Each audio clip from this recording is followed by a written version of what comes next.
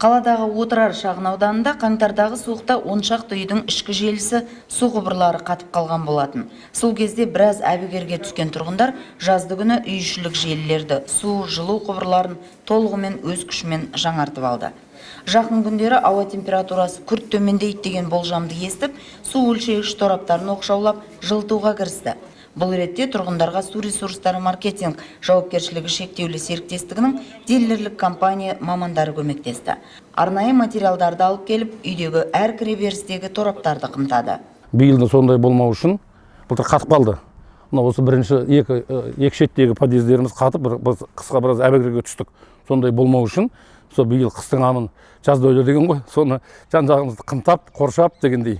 Өзіміз сақтық шараларын қолданып жатырмыз. Мына водоканалдың балдарына рахмет, келіп тексеріп, ескертіп бізге. Соны айтқан, мына кедік. Шараларды істеп жатырмыз қолымыздан келгенше. Осылар қызметтік көрсетіп жатыр. Терезелерімізді, міне кедік көзіңіздеріңіз көріп тұрсыздар. Бәрінде бар, негізі ашық тұр, жабамыз.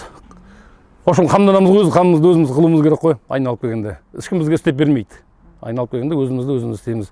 Үйіміздің жылуымыздың бәрін ауыстырғанбыз, ыстық су, мұздай судың трубаларының бәрін, ауыз судың бәрін сыртқа шығарғанбыз подъезге. Енді солардың әрекетімізді істеп жатырмыз. Былтырғыдай қайтадан әбіржімеу үшін істеп жатырмыз ғой. Жертөлелердің терезелерін бекітіп, кіреберістердегі есік, терезені түгелдеу жұмыстары 11-ші шағын ауданда да қолға алынды. Уәлиханов көшесі бойындағы бірнеше үй тұрғындары өткен қыста уақытылы дайындалмай қиналған. Бұл жолы олар да өткеннен сабақ алып, жан-жағын қымтауға көшті. Жалпы қалада 40-50 жыл бұрын пайдалануға берілген көп пәтерлі үйлердің дерлігінде ішкі жүйелердің тозығы жетіп тұрғаны рас.